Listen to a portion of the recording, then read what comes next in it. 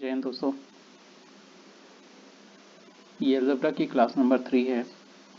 जैसा कि हमने पिछली 2 क्लासों में अलजेब्रा के बेसिक एक्सप्रेशंस के बारे में पढ़ा था और हमने देखा था कि अलजेब्रा के बेसिक एक्सप्रेशन से कैसे हम डिफरेंट ट्रिक्स और डिफरेंट फार्मूलाज तक ड्राइव कर सकते हैं अगर हमें ट्रिक्स या फार्मूलाज याद नहीं है तो। जैसे कि अगर हमने स्टार्ट किया था क्लास नंबर 1 से कि बेसिक्स का क्या महत्व होता है, हम क्यों ट्रिक्स और हम शॉर्टकट्स पे बहुत फोकस नहीं करते हैं।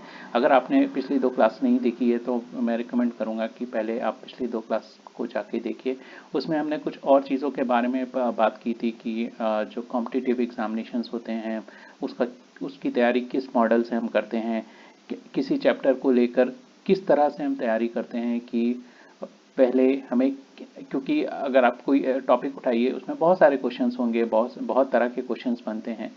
बट क्या हमें सीधे प्रॉब्लम पे जाना चाहिए या हमें सीधे शॉर्टकट सीखना चाहिए, क्योंकि हम जानते हैं कि कॉम्पिटिटिव एग्जामिनेशंस में टाइम का एक पर्टिकुलर प्रॉब्लम को एक टाइम फ्रेम में सॉल्व करना कितना इम्पोर्टेंट है।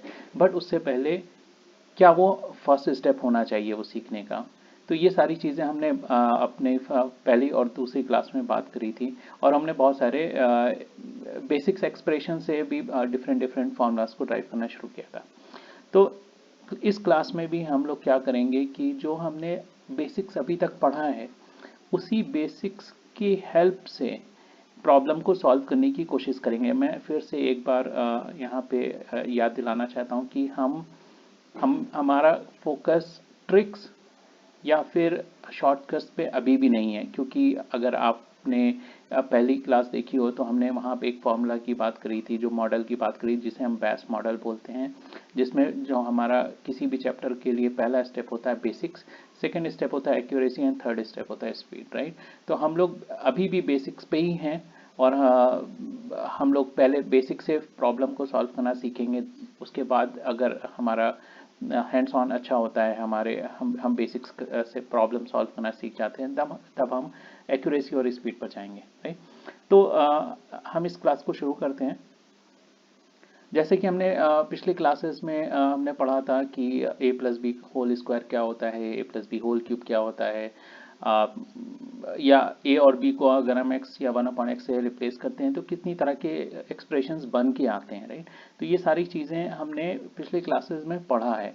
तो इस क्लास में मैं कुछ प्रॉब्लम को लेके शुरू करूँगा और उसके अलावा कुछ स्टैंडर्ड रूल्स होते हैं उसको भी हम समझने की कोशिश करते हैं कि उस रूल का इस्तेमाल करके हम डिफरेंट प्रॉब्लम को कैसे सॉल्व कर सकते हैं, राइट। तो उसको सॉल्व करने से पहले हम एक बेसिक प्रॉब्लम लेके शुरू करता हूँ। ये जो मैंने अभी बोर्ड पे लिखी हुई है वो क्या है कि एक्स स्क्वायर प्लस 1/x², ये हमें 1 दिया गया है और उसके बाद हमें एक एक्सप्रेशन की वैल्यू कैलकुलेट करने के लिए दी गई है, एक्स की पावर 48 और प्लस एक्स की power 42 and so on, right. तो ये देखने में थोड़ा डिफ़िकल्ट लग रही होगी, बट ये उतनी डिफ़िकल्ट प्रॉब्लम नहीं है, राइट। तो इसको हम शुरू करते हैं। अच्छा, कुछ बच्चे सोच रहे होंगे कि क्या हम एक्स की कोई वैल्यू एज्यूम कर लें और उस वैल्यू को एज्यूम करके क्या हम इस एक्सप्रेशन को कैलकुलेट करें। वो भी हम कर सकते हैं, लेकिन मैंने जैसा कि बोला कि हम शॉर्टकट्स पे अभी बिलीव नहीं करते हैं, हम शॉर्टकट्स पे काम नहीं कर रहे हैं। तो जो जो कुछ हमने अभी पढ़ा है हम उसके बेसिस पे हम उसे सॉल्व करने की कोशिश करेंगे, राइट। तो चलिए स्टार्ट करते हैं। अब देखिए यहाँ पे हमें क्या दिया गया है कि एक्स स्क्वायर प्लस 1/x² की वैल्यू दी गई है। तो जैसे कि हमने जो बेसिक फार्मूला पढ़ा है हम उसी की हेल्प से इसको निकालने की कोशिश करते हैं।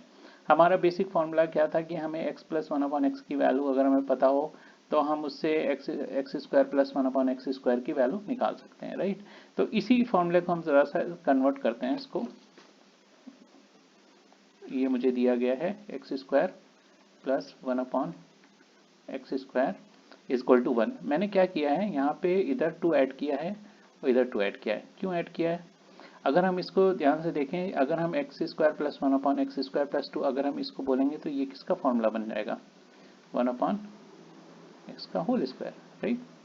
और इधर क्या बन जाएगा? 3। तो इससे क्या वैल्यू आ सकती है हमें?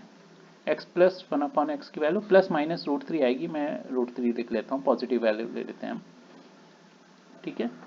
तो x प्लस 1 अपॉन एक्स की वैल्यू है हमारे पास √3, राइट। अच्छा, ये हमने क्यों निकाला है, इसके लिए मैं अभी एक बार आपको बताऊंगा कि यहाँ पे एक स्टैंडर्ड एक्सप्रेशन होता है जिसका यूज हम करते हैं। नीचे आते हैं इसमें,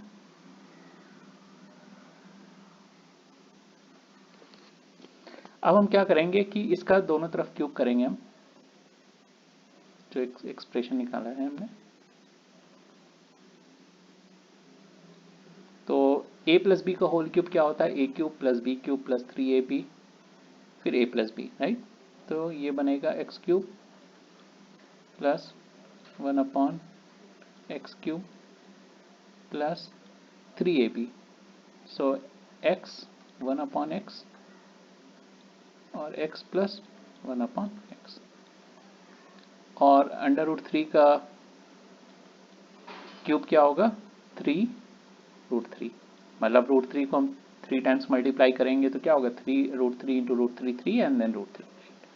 अच्छा, इसमें देखिए ये x cube plus 1 upon x cube plus 3, और ये क्या बना, x प्लस 1 अपॉन एक्स की वैल्यू तो हमें पहले से पता थी, राइट। तो हमने 3√3 और यहाँ पे रख दिया, तो ये बन के आया 3। इसको इधर ले जाएंगे तो ये 0 हो जाएगा, तो ये x cube plus 1 upon x cube is equal to 0। तो इसको अगर हम दूसरी तरफ ले जाते हैं तो 1 अपॉन क्यूब, राइट। थोड़ा नीचे जगह है, ओके। तो ये क्या बन के आएगा,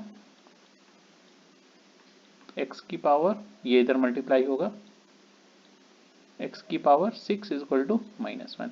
इसकी मैं बात कर रहा था, ये जो एक्सप्रेशन है ये एक स्टैंडर्ड एक्सप्रेशन है, ये मैंने एक प्रॉब्लम के अंदर लेके इसको दिखाने की कोशिश की है। बट बेसिकली आप, ये कंडीशन है, ये हमें याद रखनी चाहिए कि अगर, जो हमने जहाँ से शुरू किया था, कि अगर हमको दिया गया है x प्लस 1 अपॉन एक्स की वैल्यू √3 है, देन x की पावर 6 की वैल्यू -1 होती है। ये आप याद भी रख सकते हैं। ये हमने ड्राइव करके भी देखा कि अगर हम इसको दोनों तरफ क्यूब करें तो हम इसे ड्राइव कर सकते हैं, बट मैं इसमें करके दिखाना चाहता था ताकि आपको याद रहे। ये एक बहुत सारी बुक्स में आपको मिल जाएगा, बहुत सारे नोट्स में मिलेगा कि अगर x प्लस 1 अपॉन एक्स की वैल्यू √3 है तो हम क्या कर सकते हैं, हम x की पावर 6 को -1 एज्यूम कर सकते हैं, राइट। तो ये वैल्यू का इस्तेमाल करके हम अपनी प्रॉब्लम को सॉल्व करने की कोशिश करते हैं। अब इसमें हमें पता है कि x की पावर 6 की वैल्यू क्या है, -1 है। तो अगर हम इसकी वैल्यू अगर हम निकालें, इसको हम कैसे लिख सकते हैं, x की पावर 48 को कैसे लिखते हैं, x की पावर 6 ऐसे लिख सकते हैं, राइट।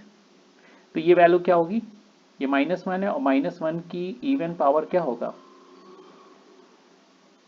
Positive, right. -1 की पावर 8 अगर हम करेंगे किसी भी निगेटिव नंबर का स्क्वायर या उसकी पावर इवन है तो वो साइन क्या होगा, पॉजिटिव, तो ये 1 हो जाएगा। अच्छा, अब दूसरी वैल्यू बताइए मुझे, ये क्या है 42। 42 को कैसे 6 के फैक्टर में कैसे लिखेंगे, 6 इंटू 7, तो 1 की पावर क्या हो जाएगी 7, -1 की पावर 7, -1 की पावर 7 की वैल्यू क्या आएगी, -1। इसी तरह इसकी बताइए, 6 इंटू 6, राइट। 6 -1 की पावर 6 क्या है, इवन नंबर है, तो वो क्या हो जाएगा, प्लस हो जाएगा। 30 में 6 इंटू 5, सो -1 की पावर 5, 5 ऑड नंबर है तो ये -1 हो जाएगा। ये क्या हो जाएगा, 6 इंटू 4, ये 1 हो जाएगा। 6 इंटू 3, 3 की पावर 1, ये -1 हो जाएगा। फिर ये 6 इंटू 2, 1, और x की पावर 6 -1 और +1, ये हुआ। ये +1 -1 +1 -1 +1 -1 +1 -1 कैंसिल हो गया। आंसर क्या है हमारा 1, राइट। अच्छा, ये मैंने ये प्रॉब्लम क्यों ली, क्योंकि मैं आपको यहाँ पे एक एक्सप्रेशन के बारे में बताना चाहता था कि उस एक्सप्रेशन को बहुत सारे बुक्स में आपने देखा होगा। उस एक्सप्रेशन का यूज़ करके हमने एक सेपरेट एक बड़ा लॉन्ग एक्सप्रेशन दिया था जिसकी वैल्यू हम कैलकुलेट करने की कोशिश की। बट इस प्रॉब्लम में हमें ये वैल्यू डायरेक्टली नहीं दी गई थी, सिर्फ हमें एक्स स्क्वायर मतलब ये इंफॉर्मेशन हिडन थी। उसको हमने कैसे निकाला, हमने x प्लस, जब हमने उसे x प्लस 1/x की वैल्यू निकाली तो हमें √3 मिली, और √3 अगर आती है तो फिर हम क्या कर सकते हैं, x की पावर 6 को -1 एज्यूम कर सकते हैं, राइट। तो ये एक स्टैंडर्ड एक्सप्रेशन था जो कि हमने यहाँ पे इस प्रॉब्लम के जरिए समझने की कोशिश की, राइट। तो एक तो ये एक्सप्रेशन हो गया। अब हम इसमें कुछ और स्टैंडर्ड एक्सप्रेशन है जिसके बारे में हम अभी पढ़ने की कोशिश करेंगे। तो अभी मैं काम करता हूँ, इसको क्लीन कर लेते हैं।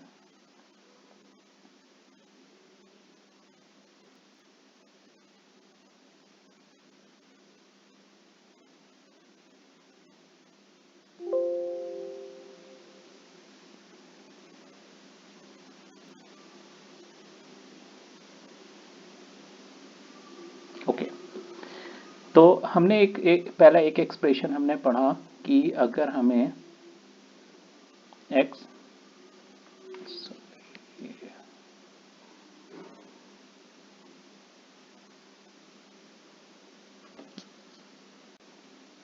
हमने एक एक्सप्रेशन पढ़ा कि x प्लस 1/x की वैल्यू अगर हमें √3 दी गई है, देन हम इससे क्या एज्यूम कर सकते हैं कि x की पावर 6 की वैल्यू -1 होगी, राइट। अच्छा, अगर आप एज्यूम करिए कि इफ x प्लस 1/x की वैल्यू 2 दी गई है, तो इस केस में x की वैल्यू हम क्या एज्यूम करेंगे, 1 है। क्यों 1 है, क्योंकि इसका एक सोल्यूशन, ऐसे तो इसके मल्टीपल सोल्यूशन एज्यूम किए जा सकते हैं, हम इसको कैलकुलेट करके देख सकते हैं कि क्योंकि एक क्वाड्रेटिक इक्वेशन बनेगा, क्वाड्रेटिक इक्वेशन के 2 सोल्यूशन होते हैं जनरली, लेकिन उसमें से एक सोल्यूशन जो ये है हम एज्यूम मानते हैं कि वो x = 1 जो इसको सेटिस्फाई करेगा, राइट। तो उस केस में अगर हम यहाँ पे भी रख के देखें x = 1, यहाँ पे 1 रखेंगे, यहाँ पे 1 रखेंगे, तो ये इसको सेटिस्फाई करता है। तो उसमें से आपके एक्सप्रेशन का x = 1 एक सोल्यूशन है, राइट। तो यहाँ पे x = 1 एक सोल्यूशन है इस एक्सप्रेशन का। तो इसके बेसिस पे हम बहुत सारे एजम्पशंस मान सकते हैं। जैसे फॉर एग्जांपल अगर हम बोलें कि x की पावर n प्लस 1/x की पावर n की वैल्यू क्या होगी अगर हमें दिया गया है x प्लस 1/x = 2। इसकी भी वैल्यू क्या होगी, क्योंकि अगर हमने ये एज्यूम किया है कि ये 1 है तो x की वैल्यू 1 होगी, और हमने कहा है कि n is a positive integer, ऐसे बोल सकते हैं n इज पॉजिटिव इंटीजर, ठीक। तो x की पावर n प्लस 1/x की पावर n की वैल्यू क्या होगी, 1 होगी, ओके। तो ये क्या होगा हमेशा, सॉरी नॉट 1, 1 + 1 इज 2, ये हमेशा क्या होगी 2। अच्छा, ये एक एक्सप्रेशन है, इससे बहुत सारे क्वेश्चंस बन जाते हैं सिंपल से। आपको कभी इसकी वैल्यू दी गई है और आपको कंफ्यूज करने के लिए x की पावर 99 प्लस 1/x की पावर 99 की वैल्यू, इसमें कुछ नहीं करना है, क्योंकि अगर ये एक्सप्रेशन दिया गया है तो हमारा x की वैल्यू क्या होगी, हमारी 1 होगी, तो इसकी वैल्यू भी हमेशा क्या होगी 2, 1 + 1 हमेशा 2 होगी। अच्छा, ये सिचुएशन ऐसी है तो इसको दूसरी तरह से भी देख सकते हैं। तो x की पावर n माइनस 1/x की पावर n की वैल्यू क्या होगी, ये 0 होगी, क्योंकि सेटिस्फाई हमारा सोल्यूशन तो x = 1 ही है, तो ये वैल्यू क्या होगी हमेशा 0। तो इसको भी ऐसे देख सकते हैं कि हमें कुछ भी वैल्यू दी गई x की पावर 99 माइनस 1/x की पावर 99 की वैल्यू क्या होगी इसकी वैल्यू 0 होगी, राइट। तो हमने यहाँ पे दो स्टैंडर्ड रूल पढ़े, एक अगर हमें x प्लस 1/x की वैल्यू √3 दी गई है तो क्या सोल्यूशन निकल के आता है, और अगर हमें x प्लस 1/x की वैल्यू दी गई तो हमें x की वैल्यू क्या है। यहाँ पे हमें x की वैल्यू नहीं निकली है, यहाँ पे बेसिकली x की पावर 6 की वैल्यू निकाली है हमने। ओके, तो ये हमें याद रखना पड़ेगा और पैटर्न अपना पहचानना पड़ेगा कि कभी कभी क्या होता है, हमें इनपुट, जैसे हमने पीछे प्रॉब्लम में देखा था कि हमें ये वैल्यू हिडन थी, ये वैल्यू हमें डायरेक्टली नहीं दी गई थी, लेकिन हमने उस पैटर्न को पहचाना और उस पैटर्न को पहचान कर जो एक्सप्रेशन है उसको कैलकुलेट करने की कोशिश की, राइट। अच्छा, अब हम क्या करेंगे कि हम कुछ और प्रॉब्लम लेने की कोशिश करेंगे जिसमें हो सकता है कि एक्सप्रेशंस डायरेक्टली यूज़ नहीं हुआ, लेकिन इनडायरेक्टली हम यूज़ करते हैं। ओके, तो हम कुछ एक्सप्रेशन की कोई प्रॉब्लम उठा लेते हैं यहाँ से, सिंपल प्रॉब्लम।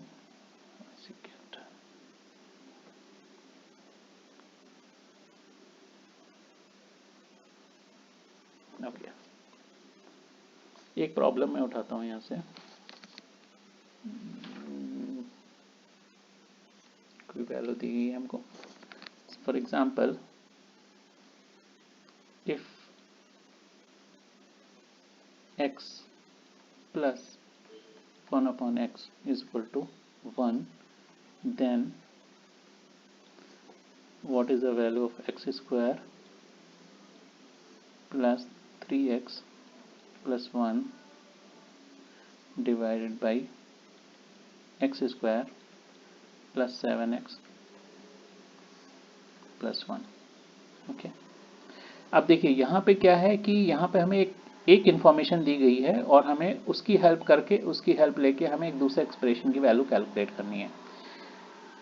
अच्छा, इसमें क्या है कि इसको हम कई तरीके से कर सकते हैं। एक तो क्या है कि हमें x प्लस 1/x की वैल्यू दी गई है। अगर हम सिंपली इस एक्सप्रेशन को ध्यान से देखिए कि अगर हम ऊपर और नीचे x से डिवाइड कर दें आपके न्यूमरेटर और डिनोमिनेटर दोनों में, तो यहाँ पे क्या हो जाएगा, x हो जाएगा, यहाँ पे 3 हो जाएगा, 1/x प्लस 1/x की वैल्यू तो हमें पता है, सेम चीज़ यहाँ पे है, हम दोनों चीज़ें हम कैलकुलेट करके रख सकते हैं, राइट। तो हम उसी को यूज़ करके इसको कैलकुलेट करते हैं। मैं दूसरे प्रॉब्लम में इसको दिखाता हूँ कि इसको हम दूसरे तरीके से कैसे करते हैं। तो इस केस में क्या बनेगा, ये हम इसको हमने डिवाइड करा x से, तो पहला बना x, ये 3 बना और ये बना 1/x, राइट। इस केस में क्या बनेगा, x प्लस 7 प्लस 1/x। तो ये कैसे बना, x प्लस 1/x की वैल्यू है 1, 1 प्लस 3 4, x प्लस 1/x यहाँ पे 1 और प्लस 7 8, तो क्या हो गया 1/2, राइट।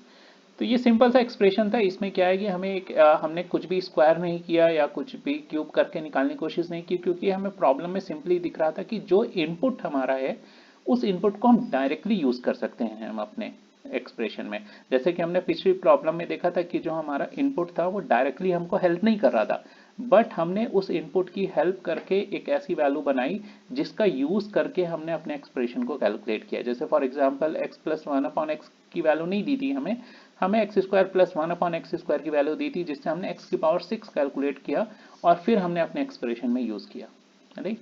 तो उसको यूज करके हमने एक प्रॉब्लम को सॉल्व किया था। अच्छा, मैं एक और प्रॉब्लम लेता हूँ इसमें, देखते हैं कि उसको हम डायरेक्टली तो नहीं यूज़ करते हैं, बट इनडायरेक्टली हम कैसे यूज़ करके हम उसे कर सकते हैं। मैं देखता हूँ इसमें कहाँ पे जगह है हमारे पास, बोर्ड पे कहीं पे जगह है, ऊपर चलते हैं, ऊपर बहुत जगह है शायद हमारे पास, ठीक है। तो ऐसे मानिए कि एक क्वेश्चन है कि हमें दिया गया है if x plus 2/x, okay, ये वैल्यू हमें दी गई है 1, ओके। देन हमसे कहा गया है, हमें बताइए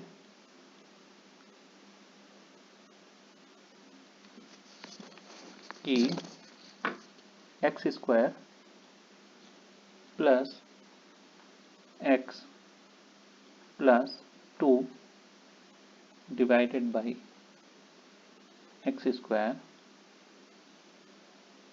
1 माइनस एक्स की वैल्यू क्या होगी। ओके अच्छा, इसमें अब देखिए यहाँ पे x प्लस 1 अपॉन एक्स की वैल्यू नहीं देखिए, x प्लस 2 अपॉन एक्स की वैल्यू दी गई है। तो हम क्या कर सकते हैं, अगर हम इसको डिवाइड करते हैं तो क्या होगा उस केस में, जैसे कि हमने पिछले उसमें किया, तो यहाँ पे x हो जाएगा, यहाँ पे 1 हो जाएगा, यहाँ पे 2, x प्लस 2 अपॉन एक्स की वैल्यू तो हमें मिल जाएगी। बट इस केस में डायरेक्टली हम यूज़ नहीं कर पा रहे हैं, हम उसको यहाँ पे x आ जाएगा, यहाँ पे 1 रहेगा और इसमें 1/x रहेगा, राइट। तो हम इसको डायरेक्टली यूज़ नहीं कर पा रहे हैं, तो क्या कर सकते हैं, मतलब हम क्या क्या क्या क्या तरीका हो सकता है कि हम इसको दोनों तरह से हम इस्तेमाल कर पाएँ। तो फॉर एग्जांपल हम इसको इस तरह से भी लिख सकते हैं, देखिए क्योंकि हमें एक्स स्क्वायर की वैल्यू पता है तो हम इसे ऐसे लिख सकते हैं, x square plus 2 upon x equal to 1। So x square is equal to x minus 2, right. X को इधर लाएंगे और 2 इधर लाएंगे, तो एक्स स्क्वायर की वैल्यू क्या हो जाएगी, एक्स माइनस 2। तो ये जो वैल्यू है एक्स स्क्वायर की, ये हम इसमें यूज़ कर सकते हैं, हम यहाँ पे यूज़ कर सकते हैं एक्स स्क्वायर की, फिर यहाँ पे यूज़ कर सकते हैं, राइट। वैसे हम डिवाइड करके भी कर सकते थे, इसको नीचे ही लिखते हैं हम लोग, मैं दोनों तरीके से करके दिखा सकता हूँ, बट अभी हम क्योंकि हमने पिछली प्रॉब्लम में डिवाइड करके किया था, तो मैंने डिवाइड ना करके सब्स्टिट्यूट करके इस प्रॉब्लम को सॉल्व करने की कोशिश की है, क्योंकि इनपुट हमारा एक ही है, या तो हम इनपुट को डायरेक्टली यूज़ करें, हम कोई ऐसा एक्सप्रेशन बनाएंगे डायरेक्टली, अगर वो नहीं बन रहा है तो भी हम उससे कोई सब्स्टिट्यूट बना सकते हैं। जैसे कि हमने यहाँ से इस एक्सप्रेशन से एक्स स्क्वायर की वैल्यू निकाली, अब उसकी वैल्यू हम उसमें यूज़ करेंगे, राइट। तो एक्स स्क्वायर की जगह क्या हो जाएगा, ये x minus 2 plus x plus 2, यहाँ पे क्या हो जाएगा, एक्स स्क्वायर की जगह ये एक्स माइनस 2, ये क्या हो जाएगा 1 माइनस एक्स, इसमें तो ये कैंसिल हो गया, ऊपर क्या बचा हमारे पास 2x। अच्छा, इसमें इसको मल्टीप्लाई करिए, x into 1 x minus x square minus two into minus x plus 2x, right. Okay, इसको ये सॉल्व कर लेते हैं, ये 2x हो गया, 2x प्लस 1 क्या हो गया 3x। अच्छा, माइनस 2, माइनस एक्स स्क्वायर की जगह हम क्या लिख सकते हैं, x माइनस 2, राइट। तो ये क्या बन गया 2x,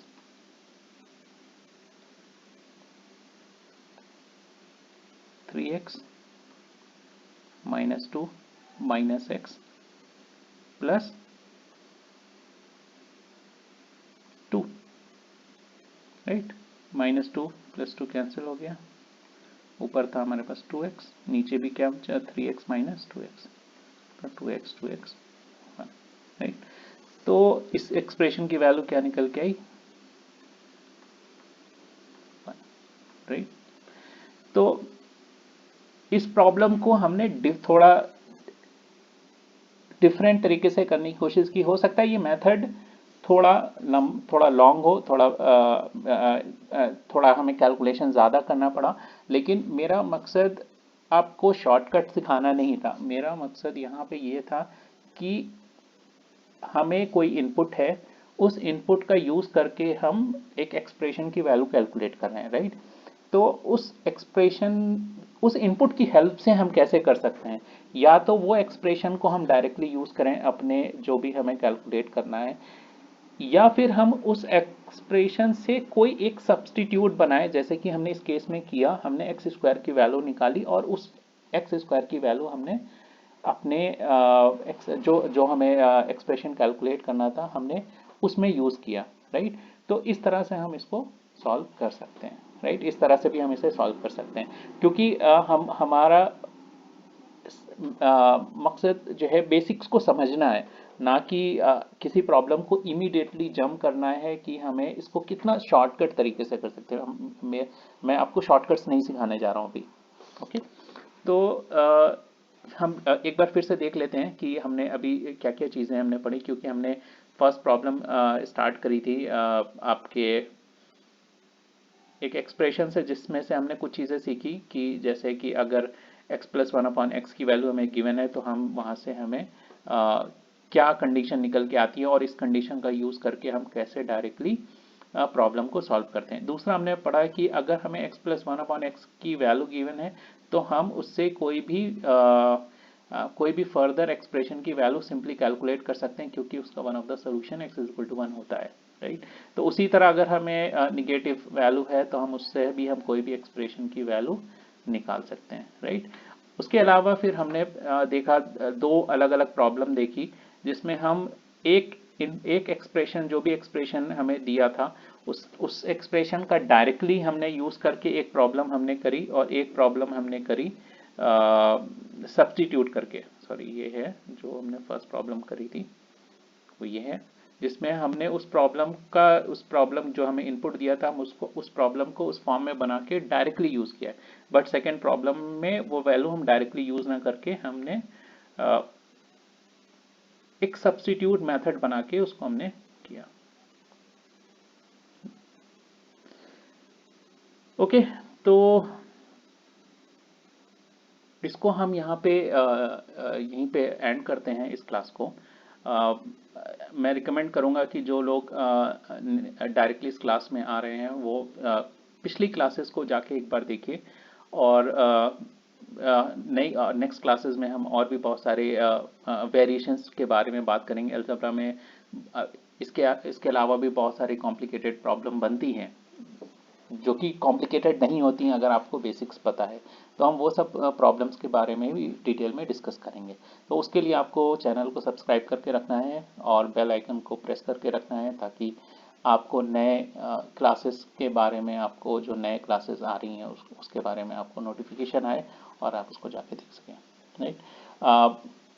मैं एक बार फिर से याद दिला दूं कि हम जो लक्ष्यार्थ है उसका क्या मॉडल है, उस मॉडल पे हम उस मॉडल पे ही बेस्ड हम ये अपनी क्लासेस कर रहे हैं, जो कि हम बैस मॉडल बोलते हैं, जिसका मकसद होता है कि पहले बेसिक्स पे ध्यान देना, फिर हम एक्यूरेसी पे जाएंगे, फिर स्पीड्स पे जाएंगे, राइट।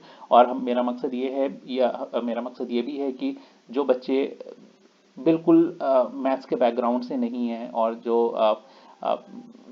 डिफरेंट स्ट्रीम से आते हैं, बट उनको भी उतना ही मौका मिलना चाहिए कॉम्पिटिटिव एग्ज़ाम में बराबर से compete करने के लिए। तो उनके लिए भी मैं ये सजेस्ट करूँगा कि पहले आप बेसिक्स को पढ़िए, फिर बाकी स्टेप्स पे हम उसके बाद काम करेंगे। ओके, जय हिंद।